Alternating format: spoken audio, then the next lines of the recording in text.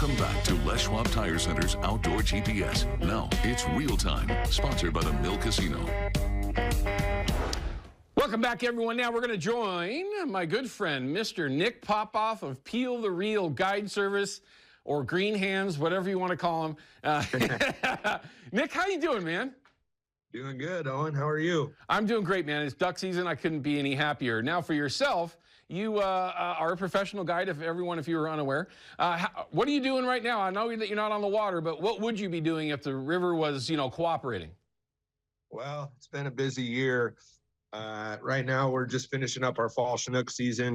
This year they actually closed our fishery down as of December 1st. So we're actually wrapping that up. So we got about, 10, 15 more days, 10 or 12 more days of fishing down on the coast. And then that'll wrap up and pretty much take a break during December. There'll be a few trips, maybe go, take a vacation. I think actually I'm going to get a little vacation in with Dave and, Nice. and his family.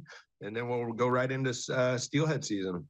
And that's not far away. Listen, Nick might look like a young guy, okay? He's been around a while. Things have changed. It's not like back in the day when I was growing up, or maybe even when I was your age.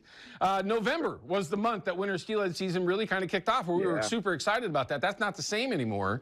So understanding, of course, that those fisheries are starting to wrap up for fall Chinook on the 1st of December for you, when are you actually going to start getting serious about chasing winter steelhead?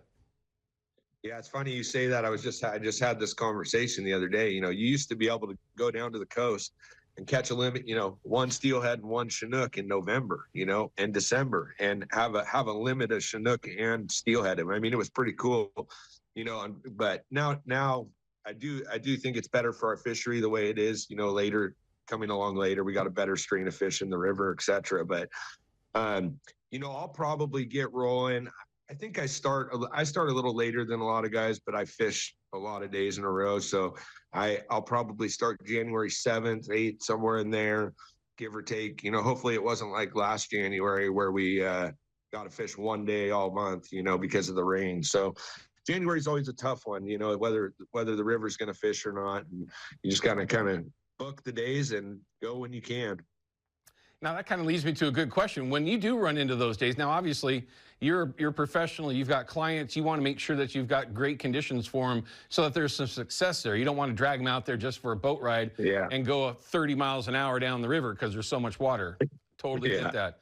But there's a lot of us that are just knuckle dragger fishermen that don't get those kind of days to pick. If you take a look at these rivers and they're a little off color, blown out, is it worth going after it and trying to make something happen, or would you just say, forget it and just wait until the systems come back? I just had this conversation with a client of mine that called me. He wanted to go do some fishing on his own.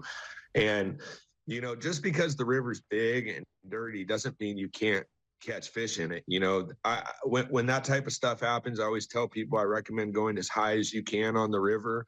Find somewhere where a freshwater creek dumps in, or a creek that comes in that's clean.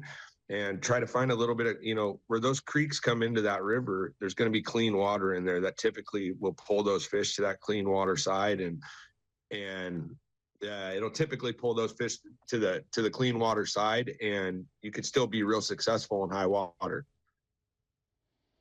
Well, very good. Now, I'm not certain, but I've lost everything in my ear, everyone. Now, Nick, you've got a chance to do a lot of TV stuff with the guys over at Addicted, so this isn't anything new. I got to cut to a break. When we come back, we're going to continue our conversation with Nick Popov. We're going to talk a little bit about how he gets ready for this upcoming season. Everyone be patient with me. We'll be back in just a couple of minutes. Sorry, Nick. Outdoor GPS is brought to you by Yakima Bait, steeped in tradition, innovation, and fishing success.